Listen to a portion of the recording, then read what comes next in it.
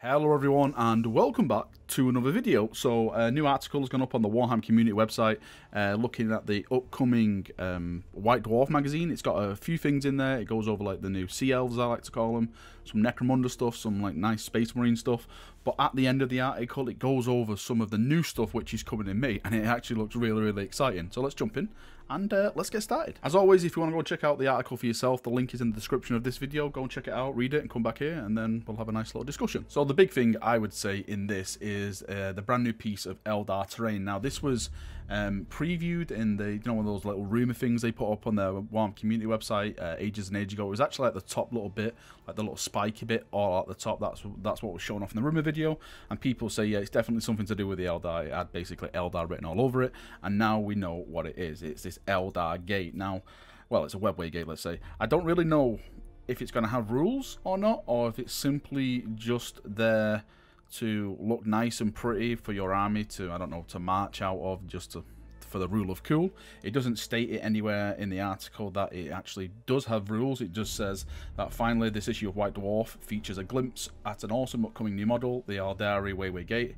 After years of being an iconic part of the Warhammer 40,000 background, this huge scenery piece finally brings the Webway to life on your tabletop. Keep your eyes peeled in the coming weeks when it goes on pre-order. So it doesn't state any rules there at all. I wonder if it will have any rules. If it does have rules, what could the rules possibly be? Is it going to be something like, you know, you can move your army a certain movement around it, or, you know, maybe you can just move your entire army through one and it comes out another one on the board or something like that? I don't know. It's got to be fun to see what they actually do with it. As much as I would like to purge every Eldar in existence, I've got to say that you chaps do need some like scenery and stuff like this from the stuff that we have on, well, on the tabletop now. It's mostly Imperium based with the scenery and stuff, so it's nice that, you know, new armies and actually getting really new stuff, and it looks nice as well. Look at it, it actually does look really nice.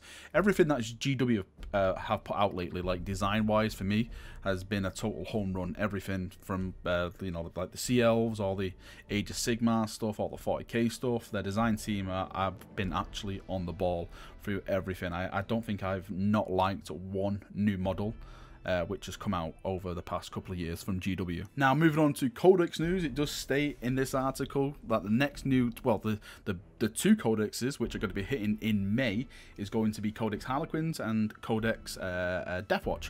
Now, I'm a bit surprised that the Knight Codex isn't here. I would have thought that the Knight Codex would have been first, because they previewed like the new Castellan model and the rumours of the Heliger model and the Knight Valiant, which have been on the interwebs as well. So apparently we're going to be getting 3 new Knight variants, which is really big news. I'm super excited to that, but that's nowhere in sight, so it looks like that's going to be in June now. So we're going to have the Knights probably in June with other releases. I don't know what else could they release in June. From the rumors I've heard from the Knight Codex, it's going to be week 1, it's going to be the Knight Codex, it's going to be the Knight Dice, and it's going to be the Castellan.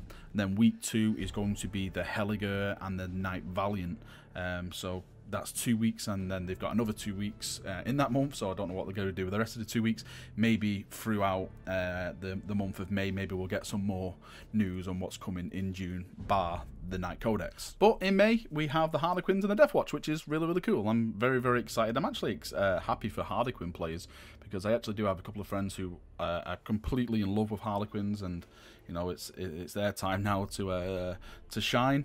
And of course, Codex Deathwatch is the biggest thing I'm excited for. Really excited to see what they're going to do with the whole Primaris rumors that have been circulating. Like, if you watched my video a couple of days ago, I did about the Codex Deathwatch and what's supposed to be coming in that.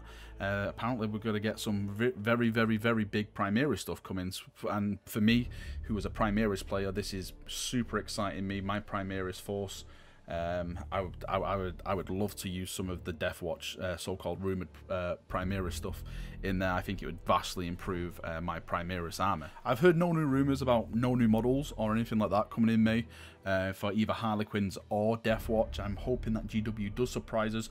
I would love new models for Harlequins. I would love new models for Deathwatch. I would love Primaris upgrade sets more for the Deathwatch stuff, but I wouldn't say no to, you know, characters or maybe themed tanks, or, you know, just stuff. If you want to make a Primaris Deathwatch force a little bit more fancy on the tabletop, because at the moment we basically have to like buy like a Deathwatch like mini marines box set and like cut all that up and add all that, you know, to our actual guys and stuff like that. Like for example, the pauldron and the arm, which has like the Deathwatch on it, you can that's mainly for the mini marine. I'm sorry, I always call them mini marines. It's just less confusing for certain people.